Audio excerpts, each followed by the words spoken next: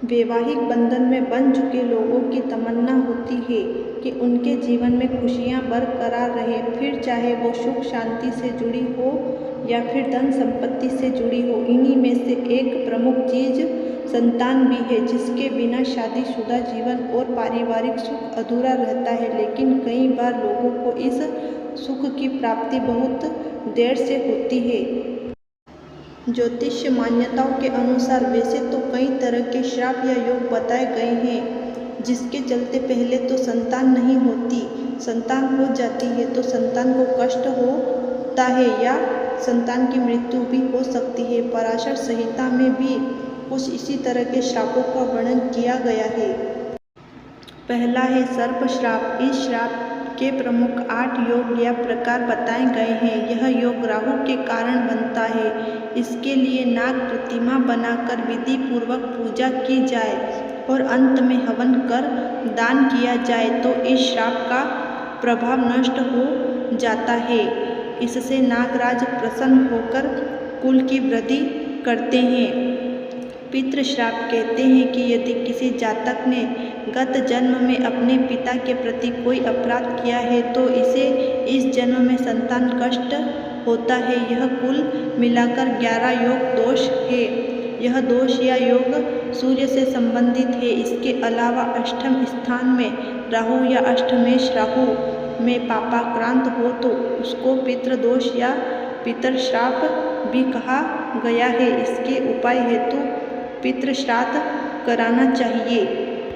तीसरा है मातृ श्राप। ज्योतिष मान्यताओं के अनुसार पंचमेश और चंद्रमा के संबंधों पर आधारित यह योग बनता है। मंगल शनि राहु से बनने वाले ये कुल 13 प्रकार के योग है। गत जन्म में किसी जातक ने यदि माता को किसी भी प्रकार से कष्ट दिया है तो यह योग बनता है। इसके उपाय के लिए माता की सेवा करना जरूरी है। इसके अलावा उस वक्त ग्रहों की शांति कराएं। चौथा है भाद्र श्राप। यह योग भी कुल 13 प्रकार का है, जो कि पंचम भाव मंगल और राहु के चलते बनता है। यदि किसी जातक ने गत जन्म में अपने भाई के प्रति कोई अपराध किया है तो यह श्राप बनता है। इसके उपाय हेतु हनुमान चालीसा का नित्य पाठ करें, हरिवंश पुराण का श्रवण करें, चंद्रायण व्रत करें, पवित्र नदियों के किनारे शालिग्राम के सामने पीपल वृक्ष लगाए तथा पूजन करें। पांचवा है मामा मातुल का श्राप। यह योग पंचम भाव में गुरु मंगल एवं राहु और लग्न में शनि के चलते बनता है। इस योग में शनि बुध का विशेष योगदान होता है। कहते हैं कि पिछले जन्म में जातक ने अपने मामा को किसी भी प्रकार से घोर कष्ट दिया होगा तो यह कुंडली में योग बना। इसके उपाय हेतु तालाब, बावड़ी, कुआं आदि बनवाए का विधान है। उसे बनवाकर वहां भगवान विष्णु की मूर्ति स्थापित करें। छठा है ब्राह्मण श्राप। यह योग या दोष कुल 7 प्रकार का होता है। 9वें भाव में गुरु राहु या पाप ग्रहों से यह योग बनता है। कहते हैं कि गत जन्म में किसी भी जातक ने यदि किसी ब्राह्मण को घोर कष्ट दिया है तो यह श्राप बनता है। इसकी शांति हेतु पितृ शांति करे और फिर प्रायश्चित स्वरूप ब्राह्मणों को भोजन कराकर उन्हें दक्षिणा दे। 7वां है पत्नी का श्राप। यह कुल 11 प्रकार का दोष या योग है, जो सप्तम भाव में पाप ग्रहों के चलते बनता है। कहा जाता है कि यदि किसी जातक ने गत जन्म में अपनी पत्नी को मृत्यु तुल्य कष्ट दिया होगा तो ही यह योग बना। इसके उपाय हेतु कन्याओं को भोज कराएं और किसी कन्या का विवाह कराएं। 8वां है प्रेत श्राप। यह कुल 9 योग बनाए गए हैं। खास कर यह दोष सूर्य और 9वें भाव से संबंधित है। कहते हैं कि जो जातक अपने पितरों का श्राद्ध नहीं कराता है वह अगले जन्म में निसंतान हो जाता है। इस दोष के निवृत्ति के लिए पितृ श्राद्ध अवश्य करें। 9वां है ग्रह दोष।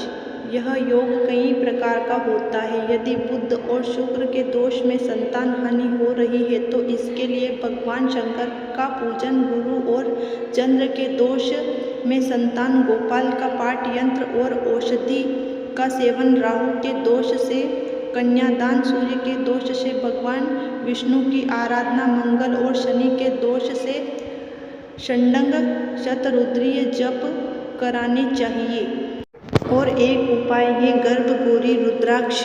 माँ गौरी व उनके पुत्र श्री गणेश को दर्शाता है। गौरी शंकर रुद्राक्ष की तरह ही गर्भगौरी रुद्राक्ष के 2 भाग होते हैं। पहला भाग दूसरे के मुकाबले छोटा होता है। बड़े आकार वाला रुद्राक्ष माता गौरा यानी पार्वती को दर्शाता है, जबकि छोटे आकार वाला रुद्राक्ष भगवान गणेश को इंगित करता है। यह उन महिलाओं के लिए बहुत लाभकारी है जिन्हें गर्भपात का भय है और जो मातृत्व सुख को प्राप्त करने के लिए विचलित है। जीवन में प्रसन्नता एवं संतुष्टि प्राप्त करने के लिए गर्भगौरी रुद्राक्ष को गले में धारण कर सकती है।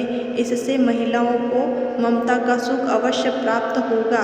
प्राचीन ग्रंथों के अनुसार गर्भगौरी रुद्राक्ष बहुत शुद्ध होता है और इसके प्रभाव से सकारात्मक ऊर्जा का उत्सर्जन होता है।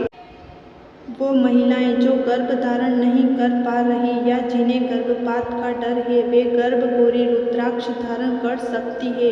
ये माँ और संतान के बीच संबंधों को गहरा करता है। संतान प्राप्ति के उपाय में गर्भगौरी रुद्राक्ष धारण करना अच्छा माना गया है। अपने पूजा स्थल पर गर्भगौरी रुद्राक्ष को स्थापित करके 108 बार ओम नमः शिवाय का जाप करने से भी लाभ प्राप्त होता है।